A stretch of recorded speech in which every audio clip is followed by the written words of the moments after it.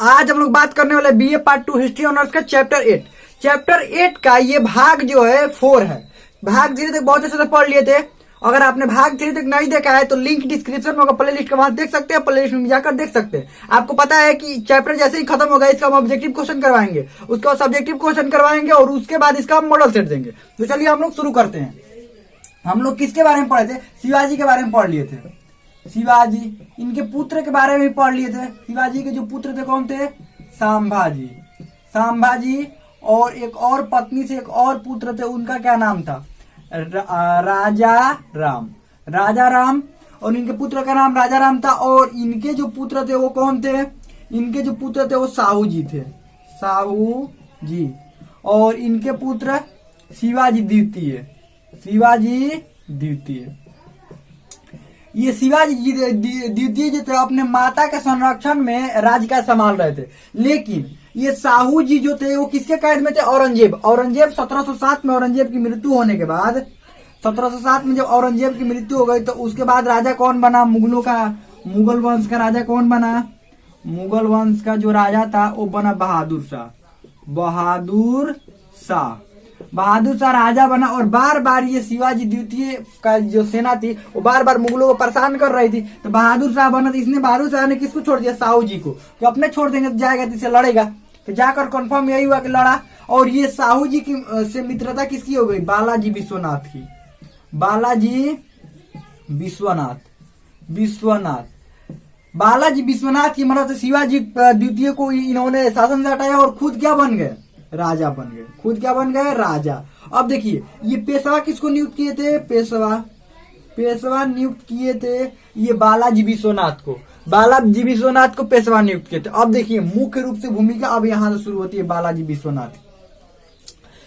विश्वनाथ की अचानक मृत्यु हो गई, लेकिन मृत्यु होने से पहले बहुत सारा इन्होंने काम निपटा दिया था, बहुत सारा काम निपटाया था। लेकिन सबसे पहले क्या काम निपटाया था? ये कूटनीति जानते थे। कूटनीति समझते हैं क्या होता है? मतलब अपने राज्य अपने देश के जो फायदा के बारे में सोचता है वही कूटनीति होता है। और कूटनीति का ऐसे विशेष अर्थ होता है, कूटनीति का विशेष परिभाषा होता है, लेकिन विशेष परिभाषा को हम लोग नहीं जानेंगे। हम लोग बस इतना जानना है, कूटनीति का मतलब होता है अपने राज्य अपने देश के फायदा के बारे में जो जानता है, राजनीतिक रूप से जो कार्य होते हैं वही कूटनीति कहलाता है। इसने सोचा बालाजी विश्वनाथ कि देखिए डायरेक्ट अभी लड़ना मुगलों से कोई बड़ी बात नहीं है। संभाजी ने क्या किया था? ये मुगल वंश के जो राजा था, जो औरंगजेब था, औरंगजेब के जो पुत्र था, औरंगजेब के पुत्र कौन था? अकबर द्वितीय, विद्रोही पुत्र था अकबर द्वितीय को इन्होंने शरण दिया था, अपने यहाँ रहने का जगह दिया था। तो औरंगजेब ने क्या किया था? इनको घींच कर लेकर गया था यहाँ से और बहुत ही निर्मम तरीका से इनकी हत्या किया था। किनका? संभाजी का। इन्होंने भी सोचा कि अगर हम भी ऐसा कुछ करते हैं, आक्रमण करते हैं, तो अभी तो वही वंश का बचा है ना, उसी का लड़का बचा है बहादुर शाह। अगर कुछ होगा तो फिर ये आक्रमण कर देगा, फिर दिक्कत हो जाएगा। तो एक काम करते हैं, इसको अब बहादुर शाह बना। तो बहादुर शाह ने क्या किया? बहादुर शाह ने इनको छोड़ा। किसको? साहू जी को, लेकिन इनके परिवार को ना छोड़ा था, ध्यान रखिएगा। जब संभाजी को यहाँ से लेकर गया औरंगजेब, संभाजी को यहाँ से लेकर गया तो संभाजी के साथ साहू जी को भी लेकर गया था। इनके सारे परिवार को, पूरा फैमिली सहित उठवा लिया था, फैमिली रिश्तेदार सब उठवा लिया था यहाँ से, और ले जाके बाकी लोगों को जेल में बंद कर दिया। इनको मार दिया था। किनको? संभाजी को। और संभाजी को मार दिया था। और इनके साथ एक और थे कवि कलश, इनके जो सलाहकार थे कवि कलश, उनको भी मार दिया था। ये दोनों लोगों को क्या कर दिया था? मार दिया था औरंगजेब ने। तो यही जो मुगल वंश का शासक बहादुर शाह बना। तो बहादुर शाह ने इसको छोड़ दिया साहू जी को। तो बालाजी विश्वनाथ ने क्या किया? अब बहादुर शाह के बाद इसके बाद कौन राजा बना था? जहांदार शाह।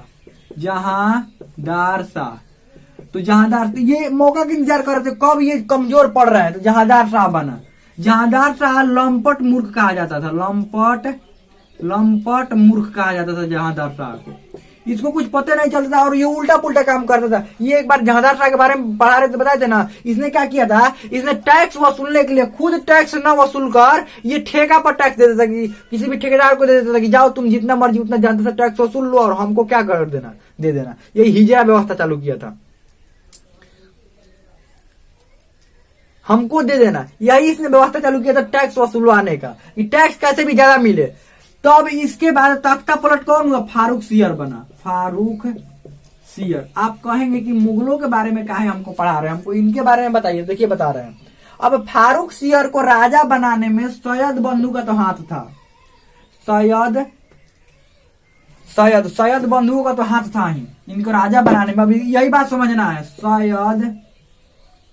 सैयद बंधु का हाथ था ना फारूक सियर को राजा बनाने में, बादशाह बनाने में सैयद बंधु का हाथ था। लेकिन सबसे बड़ा हाथ बालाजी विश्वनाथ का था। इन्होंने ही कहा था, फारूक सियर और इन तीनों की मीटिंग हुई थी, कहा था कि देखो जहांदार शाह को लात मार कर हटाओ नीचे, अब तुम्हारी मदद हम करेंगे। बालाजी विश्वनाथ बहुत बारीकी से समझते थे, मुगल वंश को भी समझते थे। जिस तरह से ये मराठा साम्राज्य को बालाजी विश्वनाथ बहुत अच्छा से समझते थे, शिवाजी द्वितीय को गद्दी से हटाया गया, जिस तरह से हटाने में इन्होंने ही साथ दिया था ना शिवाजी द्वितीय को, वैसे ही इन्होंने इन तीनों की मीटिंग हुई, कहा कि जैसे हम शिवाजी को हटाया है वैसे समझ लेना कि मुगल वंश के एक बारे में हम जानते हैं, सब कुछ जानते हैं। जहांदार शाह को भी कुर्सी से लात मार कर हटाने में हम तुम्हारी क्या करेंगे, मदद करेंगे। किससे कहा गया? फारूक सियर से। तो फारूक सियर ने कहा कि आप फ्री में तो मदद करेंगे नहीं। बालाजी विश्वनाथ से फारूक सियर ने कहा देखिए फ्री में तो आप मदद करेंगे नहीं, फ्री में कुछ होता नहीं है। अब बताइए तो आप क्या चाहते हैं इसके बदले, मतलब आपको क्या चाहिए? इन्होंने कहा कि देखो संधि हमको चाहिए, संधि करो हम। तो हाँ ठीक है संधि तो कर लेंगे, संधि के बदले में होगा क्या? संधि किया जाता है तो कुछ शर्त रखा जाता है, संधि का मतलब होता है कुछ शर्त रखा जाए। तो इन्होंने कहा कि देखो हमारा 2-3 गो शर्त है, मान लो। सैयद बंधु ने कहा बढ़िया बढ़िया मान लो कोई दिक्कत नहीं है। सैयद बंधु ने फारूक सियर से कहा मान लो जो कह रहा है मान लो, ये जो तख्ता पलट करवाने में यानी तुमको राजा बनाने में इसका बड़ा हाथ रहेगा, कोई बात नहीं मानो इसका। तो बालाजी ने सबसे पहले कहा कि साहू जी जब राजा थे तो साहू जी को ये शिवाजी द्वारा जीता गया, शिवाजी का पूर्ण स्वराज्य चाहिए, पूर्ण स्वराज्य यानी कि जीता हुआ क्षेत्र चाहिए।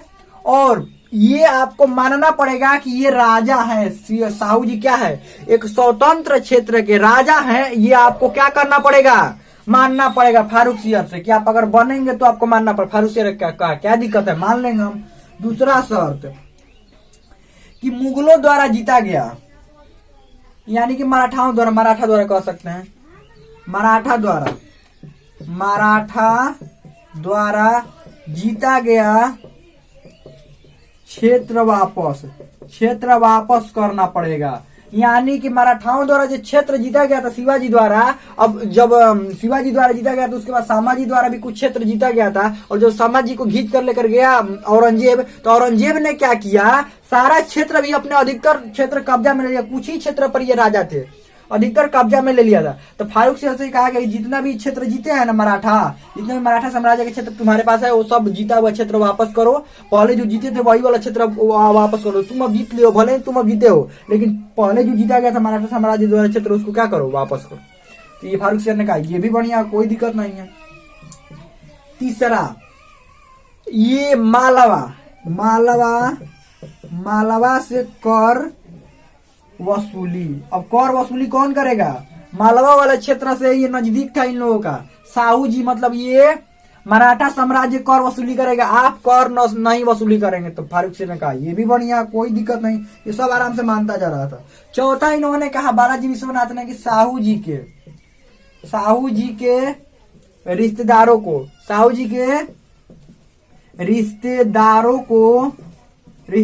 को छोड़ना, यानी कि रिहा करना, छोड़ना। आपके जेल में जो बंद है साहू जी के रिश्तेदार, उन सबको छोड़ना पड़ेगा। फारूक सियर ने कहा वो भी बढ़िया, कोनो दिक्कत नहीं है। देखिए राजा बनने के चक्कर में देखिए क्या क्या करेगा। ये चारों शर्त मान लिया बालाजी विश्वनाथ का, बालाजी विश्वनाथ की मदद से लात मार के कुर्सी से नीचे, और फारूक सियर क्या बन गया, राजा।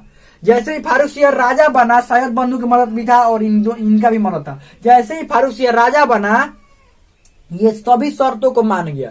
और सभी शर्तों को मानने के बाद इतिहासकारों ने इस संधि को मराठाओं का मैग्ना कार्टा कहा है। जो संधि हुआ बालाजी विश्वनाथ और फारूक सियर के बीच में, इस संधि को मराठाओं का मैग्ना कार्टा कहा गया। ध्यान रखिएगा, यहाँ पर दिखाई देगा, मराठाओं का मैग्ना कार्टा कहा गया था। मैग्ना कार्टा कहा गया, ध्यान रखिएगा। ये मराठाओं का मैग्ना कार्टा साबित हुआ। समझ लीजिए बालाजी विश्वनाथ इतने मतलब कूटनीति से भरे हुए थे। अब देखिए बालाजी विश्वनाथ को ये पता था कि सैयद बंधु अब आ गए हैं ना, अब सैयद बंधु इनको चलने नहीं देंगे ज्यादा दिन। इनके बाद तख्ता पलट के किसी और को लेकर आएंगे। जैसे ही तख्ता पलटेगा राजा कुछ कुछ दिन पर ही तख्ता पलट होगा तो ये अपने मुगल साम्राज्य कमजोर हो जाएगा, और कमजोर होने के बाद हम लोग आक्रमण कर देंगे। तब तक क्या हुआ, बालाजी विश्वनाथ की ही मृत्यु हो गई। लो, ये और बड़ा दिक्कत हो गया। तब तक बालाजी विश्वनाथ की क्या हो गई, मृत्यु हो गई। चलिए इसके बाद वाला मिटा देते हैं, इसको मिटा देते हैं। साहू जी तक छोड़ देते हैं, उसके बाद ये सब मिटा देते हैं। हाँ, इसको रहने देते हैं।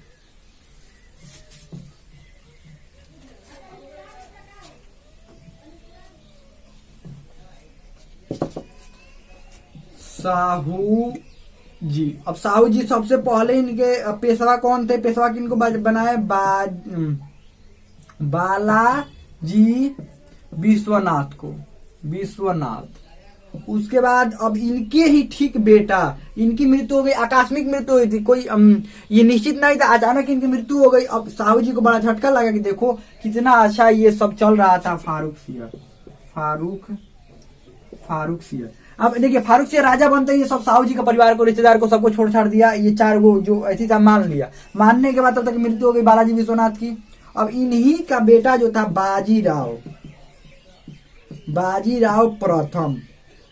प्रथम को क्या बनाया गया, बाजीराव प्रथम को पेशवा बनाया गया। बाजीराव प्रथम को, यानी इनके दूसरे पेशवा कौन थे, बाजीराव प्रथम। ये बहुत ताकतवर थे और गोरिल्ला युद्ध बहुत जानते थे। इन्होंने ही कहा, साहू जी ने कहा था कि एक योग्य पिता का योग्य पुत्र है, ये इन्हीं के पुत्र थे। बहुत योग्य, गोरिल्ला युद्ध बहुत अच्छा जानते थे। गोरिल्ला युद्ध, जिस तरह से वीर शिवाजी गोरिल्ला युद्ध जानते थे, ठीक ठाक वैसे ही बाजीराव प्रथम भी गोरिल्ला युद्ध जानते थे। इन्होंने आक्रमण किया सबसे पहले, बनते ही सबसे पहला का रूप को। अब हमको कूटनीति बाद में देखेंगे, पहले दक्षिण भारत पर आक्रमण कर दिया। दक्षिण भारत के निजाम पर आक्रमण किया, दक्षिण भारत पर, और वहां पर जीत भी लिया। समझ लीजिए इतने ताकतवर थे ये, ज्यादा सेना नहीं थी इनके पास, गोरिल्ला युद्ध करके जीत गए निजाम को, और वहां संधि किया। फिर उसके बाद उत्तर भारत पर, और उत्तर भारत में कौन था, ये था मुगल। कौन थे, मुगल। अब फारूक सियर के बाद राजा कौन बन गया था, फारूक सियर के बाद राजा, फारूक सियर ज्यादा दिन तक थोड़े रह पाया। फारूक सियर सैयद बंधुओं को अच्छे पद पर लगाया, मीर मुंशी के पद पर लगाया था। तो मीर मुंशी के पद पर रहने के बाद सैयद बंधु अपने से निर्णय लेने लगते थे, कुछ भी राजा का महत्व नहीं रह गया, फारूक सियर का महत्व नहीं रह गया। तो फारूक सियर षड्यंत्र करने लगा, किसको, ये सैयद बंधु को अपने दरबार से निकालने का था। पता चल गया इन लोगों को, सैयद बंधुओं को, कि हमको दरबार से निकालने का षड्यंत्र कर रहा है। सैयद बंधु ने कहा, हम ही नहीं इसको राजगद्दी पर बैठा है, हमको ही निकालने की बात कर रहा है। सैयद बंधु ने लात मार के कुर्सी से इनको षड्यंत्र करके हटा दिया, और बनाया किसको, मोहम्मद शाह को। फारूक सियर के बाद कौन बना था, मोहम्मद शाह। अब मोहम्मद शाह राजा बना, मोहम्मद शाह रंगीला उसका पूरा नाम था। इसके समय, अब उत्तर भारत पर जब आक्रमण करने के बारे में सोचे तो इसके समय राजा कौन था, मोहम्मद शाह रंगीला अपने रंग में रहता था। इसको कुछ से मतलब नहीं था कि हमारा राज्य कैसे है, राजा कैसे है, सेना कितना है, क्या है, कुछ मतलब नहीं। बस अपने काम से काम रहे, और कुछ मतलब इसको नहीं रहता था मोहम्मद शाह को। इन्होंने कहा, बाजीराव ने कहा साहू जी से कि अब आक्रमण करें मुगलों पर। साहू जी का ना, ये आक्रमण नहीं करना, मुगलों पर क्या आक्रमण करेंगे। तो बाजीराव ने क्या कहा था, ध्यान सुनिएगा, इनका शब्द क्या था। अब जर्जर पेड़ के तने पर, मुगलों के जर्जर पेड़ के तने पर वार करने का समय आ गया है, और यही समय है कि अगर हम मुगलों पर वार कर देते हैं तो हमारी जो सत्ता है वो अटक से लेकर कटक तक रहेगी। अब अटक से लेकर कटक तक कहां से कहां तक, ये दिखाई दे रहा है ना, भारत का मैप देख लीजिए। अटक से लेकर, अटक यहाँ पर है और कटक है यहाँ पर, ये अफगानिस्तान में है। यहाँ से पूरा अफगानिस्तान पर हमारा राज्य होगा। यही समय है जब तक मुगलों को नहीं हराएंगे, यही बीच के हमारे कांटा है। इन्होंने कहा, साहू जी ने कहा, ठीक है आप इतने ताकतवर कर दीजिए आक्रमण। तो 1737 में आक्रमण कर दिया इन्होंने। कहां पर, मुगलों पर। ही तो कमजोर राजा सिंहासन छोड़ के भाग गया। लो, सिंहासन छोड़ के भाग गया। तो रुको, सिंहासन छोड़ के कहां भाग रहे, इधर आ जाओ, तुमको तो हरा दिए हैं, अब बताओ हमको सालाना पहले तो पैसा तुमको देना पड़ेगा। तो मोहम्मद शाह का बहुत बढ़िया, कोनो दिक्कत नहीं, पैसा दे देंगे। तो मोहम्मद शाह ने कहा हमको भी तो कुछ सुरक्षा चाहिए ना। तो कहा हाँ बहुत बढ़िया, हम तुमको सुरक्षा देंगे, कोई भी आक्रमण करेगा हम तुम्हारे साथ हैं। हमेशा ये ध्यान रखना कि हम तुम्हारे साथ है, कोई भी आक्रमण करेगा कोनो दिक्कत नहीं है, कभी भी हमको याद कर लेना, हम तुम्हारे साथ हैं।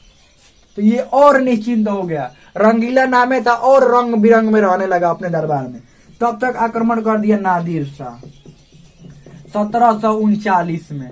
लो आया नादिर शाह, एकदम समझ लीजिए आते ही नादिर शाह को और मोहम्मद शाह को लगा कि एकदम चिंता से एकदम ये दूर था, ये बाजीराव है ना, बाजीराव हमारा सुरक्षा कर लेगा।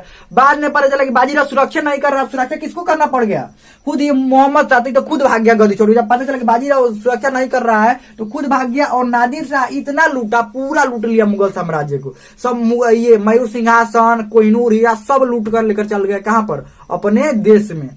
तो यही बाजीराव थे, समझ लीजिए। बहुत ही कूटनीति से भी भरे हुए थे, ये ताकत भी था, कूटनीति भी था।